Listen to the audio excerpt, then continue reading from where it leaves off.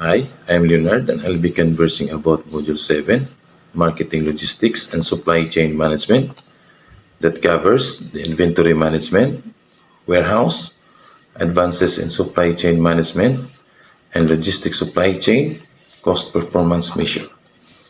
First, the inventory management. What is inventory management?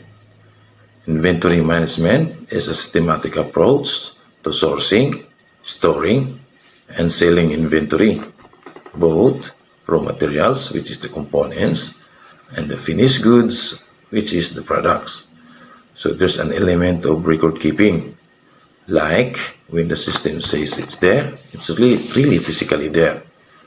And the other element is the flow of goods from suppliers to the end users. In business terms, it means the right stock at the right levels, in the right place and time, and at the right cost. So this is a set of activities of planning, coordination and control to meet consumers' demand and increase the sales. What is the purpose of inventory management? The primary purpose of inventory management is to ensure that there is enough goods or materials to meet demand without shortage or creating overstock. It helps businesses easily and efficiently manage the ordering, stocking, storing, and using of inventory. And when done correctly, it saves companies money. What are the four types of inventory? First, the raw materials or components. They are the materials a company uses to create and finish products. Next, work in progress or WIP. It refers to items in productions. This includes the raw materials or components, labor, and even packing the materials. WIP is the assembling process station. Next is maintenance, repair, and operation goods or MRO.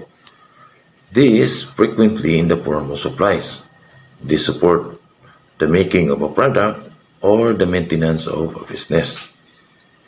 Last is the finished goods. Finished goods are items that are ready to sell. Two major methods of inventory management. Just-in-time inventory or JIT is a form of inventory management that requires working closely with suppliers so that the raw materials arrive as production is scheduled, but no sooner. So it ensures there is enough stock to produce only what you need when you need it. The second major method is materials requirement planning or MRP. It is a computer-based inventory management system designed to improve productivity for businesses. This method is sales forecast dependent, meaning manufacturers must have an accurate sales records to enable accurate planning of inventory needs and to communicate those needs with the material suppliers in a timely manner. Now, here are the advantages and disadvantages of inventory management. Advantages: it avoids excess or shortage of stock, can be helpful in planning and demand. It smoothens the supply and demand's relationship, avoid outdated items.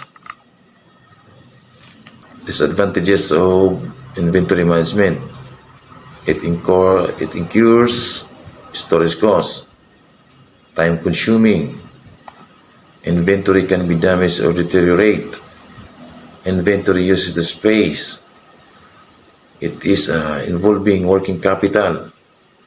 So, to summarize, inventory management helps connect the upstream activities of purchasing and manufacturing down to the activities of sales and product demand to prevent bottlenecks. It speeds up processes, identify the slow-moving or obsolete items, and even help evaluate suppliers. Let's move on to warehouse. So, what is a warehouse?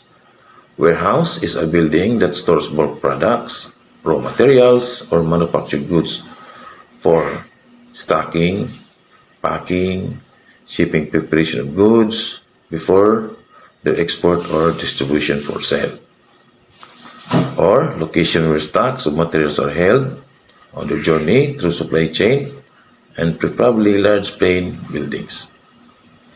A little of history. Warehousing roots back to the creation of granaries to store food, so which is available for purchasing during times of famine. And also, as European explorers began to create shipping trade routes with other nations, warehouses grew in importance for the storage of products and commodities from afar. And the first known major commercial warehouse was built in Venice, Italy, a center of major trade routes. Also in United States in late 1800s, where transportation between port cities and inland cities were effectively provided by railroad. Purpose of a warehouse. The primary purpose of a warehouse is storage or accumulation of goods. So it stores products or materials before moving them to another location. Warehouses are used by manufacturers, importers, exporters, wholesalers, transport businesses, and customs, and more. Functions of a warehouse: storage of goods, you know what that is. Protection of goods, so a warehouse provides protection of goods from loss, damage due to heat, dust, wind, and moisture. Risk bearing, so once goods are handed over to the warehouse for storage, the responsibility of these goods passes on to the warehouse. Financing, so when goods are deposited in any warehouse, the depositor gets a receipt. So the businessman can obtain loans from banks and other financial institutions, making it like a collateral or a guarantee. Next is processing. Because certain commodities are not consumed in the form they are produced or made, so processing is required to make them consumable. Grading and branding. So, warehouses also perform the functions of grading and branding of goods. Last is transportation. In some cases, warehouses provide transport arrangement to the bulk depositors. It collects goods from the place of production and also sends goods to the place of delivery on the request of the depositor. What is the main objective of a warehouse? So, the primary objective of a warehouse operations is the efficient utilization of space, labor, and equipment while meeting customers' expectations. So, it is a straightforward objective. There are different types of warehouse options to suit every business. Depends on the industry, location, and needs. So these are the types of warehouse. First, distribution center, where storing of products is a very temporary activity. This type of warehouse are the point in the supply chain where products are received from suppliers, then rapidly shipped out to customers. Example, those perishable goods. Private warehouse. As the name suggests, these warehouses are privately owned, usually by retail corporations or engineering companies that need a private space to store their inventory. Next is public warehouse. Can be leased to companies with short-term distribution needs. For example, retailers may seek out additional storage space to public warehouse just to keep a surplus of inventory for a short while. Automated warehouse or high-tech warehouse are with very little manpower required for supervision. Operates using the latest software technology, cranes, and carriers to maintain and carry out their duties. Climate-controlled warehouse. So, it stores products that need to be kept at a specific temperature. Items that require special handling conditions should be kept in a climate-controlled warehouse. So what is a warehouse business? A warehouse business involves storing products and goods purchased from a manufacturer, keeping those items in the facility, and then delivering them to another location for fulfillment. You may also offer additional logistics and supply chain solutions. Outside warehousing includes inventory management. To be exact, the warehouse is an active place where materials are received and distributed according to the needs that they will serve. Let's move on to advances in supply chain management. Supply chain management, or SCM, is a broad range of activities required to plan, control, and execute a product's flow from materials to production to distribution in the most economical way possible. So it is a management of flow of goods and services between businesses and locations, and includes movement of storage of raw materials, of work in progress inventory, and of finished goods, as well as the end-to-end order fulfillment from point of origin to point of consumption. Historical developments. So we have 6 major movements that can be observed in the evolution of supply chain study. First, the creation era. In this era, supply chain management was first coined by Kate Oliver in 1982. The characteristics of this era include the need for large-scale changes, re-engineering, downsizing driven by cost reduction programs. Next is the integration era. So this era of supply chain evolution is characterized by both increasing the value added and reducing cost through integration. Next, globalization era. So this is the expansion of supply chains beyond national boundaries and into other continents. The goal of increasing the competitive advantage, adding value and reducing cost through global sourcing. Specialization era phase 1, outsourced manufacturing and distribution. So this specialization model creates manufacturing and distribution networks composed of several individuals specific to producers, suppliers, and customers that work together to design, manufacture, distribute, market, sell, and service product, each with its own unique characteristics and demand. Specialization era phase 2, supply chain management as a service. So this considered based in the class partners to contribute to the overall value chain itself, increasing overall performance and efficiency. So the ability to quickly and obtain and deploy without developing and maintaining an entirely unique and complex competency. Last is the supply chain management 2.0. Building on this globalization and specialization, SCM 2.0 has been created to describe both changes with supply chain themselves, combination of processes, methodologies, tools, and delivery options to guide companies to the results quickly as the complexity and speed up the supply chain increase due to global competition. Technological advancement of SCM. So a more simpler methods to enhance corporate performance that will increase the customer satisfactions and retention rates. These advancements are radio frequency identification, or RFID.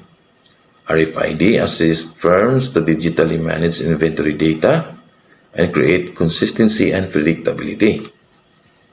RFID includes barcodes, tags, chips placed on a merchandise to establish yet simple, cost-efficient, and real-time inventory tracking. It will improve inventory accuracy, reducing any errors or confusions. The Internet of Things, or IoT. IoT assists retailers to instantly share information and make swift decisions to capitalize on strategies and gain a competitive advantage. Next is data analytics. So it allows supply chain management to derive knowledge and insights from huge amount of both structured and unstructured data coming in a variety of sources and solutions. It will make more effective decisions up and down the supply chain. Next is transport management software, known as TMS. So they provide a logistic platform to optimize fleet operations and efficiently execute the physical movements of goods. With this software, supply chain managers can better track inventory and materials across the supply chain in real time. Next is geolocation. So securely connecting trackers and sensors to the cloud via the Internet of Things. Supply chain managers can view and transmit data globally. Next is robotic process automation. So, as advances in cognitive process automation and optical character recognition now allow robots to make judgment and recommend actions based on data patterns. Augmented reality inspections. So, augmented reality involves overlaying virtual information on a real-world environment. So this eliminates the need of human inspectors to physically travel to the site. Last is crowd shipping. So the network of local couriers will transport customers' goods from one place to another. Example of this here are LBC, Ninja Van, and more. And they gave you a call prior to their delivery. Last is logistic supply chain cost performance measure. So this will be usually the profit associated with the manufacturing of a product. So logistics cost is a decrease in the value due to the cost involved during the transportation stage from company to the customers through supply chain and logistic management. So it is which adds price to the products after production. So the first step in assessing the performance of logistics is by calculating the difference between total cost and the sum of production costs, material costs, labor costs, utility costs, and so on. Supply chain and logistic KPI. So an efficient supply chain management system is essential for businesses whose success depends on the swift and timely movement of goods. So it underscores the importance of measuring supply chain and logistic KPI. What is KPI? So a key performance indicator is a practical and objective measurement of progress towards a predetermined goal. So it is a performance measurement, includes production, inventory, procurement, warehousing, transportation, packaging, and customer service metrics. Key supply chain and logistics KPI. Here is the shipping time. So it is a performance metric that is a ratio of orders that had been shipped before the requested ship date divided by the total of numbers of orders, and it enhances the customer satisfaction levels. Next is order accuracy. So it measures the number of orders that are processed, shipped, and delivered without any incidents during the process.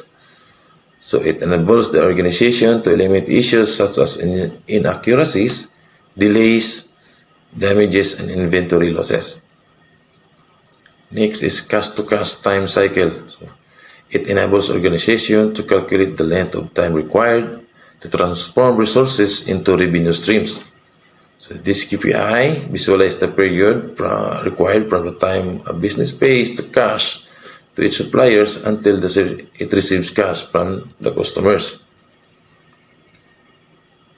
Next is gross margin return on investment, or GMROI. So this provides a clear representation of sales return on every unit of currency spent on inventory, so that organizations can easily gain insights into which items in the inventory are poor performers and which items are worth investing. Next is inventory turnover. To understand the number of times the inventory is sold over a certain time, It is an indicator of efficient progress strategy, production planning, marketing, and sales management. Next is Days Sales Outstanding or DSO. So it measures how swiftly an organization is able to collect or generate revenue from its customers. Return reasons. So it provides organization insights into the reasons why customers return their products. Primary reasons of return: product is no longer needed, defective, damaged, item does not fit, wrong item delivered. Last, freight bill accuracy. Tracking this particular metric enables organization to improve shipping accuracy by avoiding incorrect pricing, weight discrepancies, and incomplete shipping information. So the goal of every logistics and supply chain management is to keep the cost of logistics to a minimum and products performance higher for the profit of the organization. And that would be all. For any questions, feel free to send it in our GC. Thank you.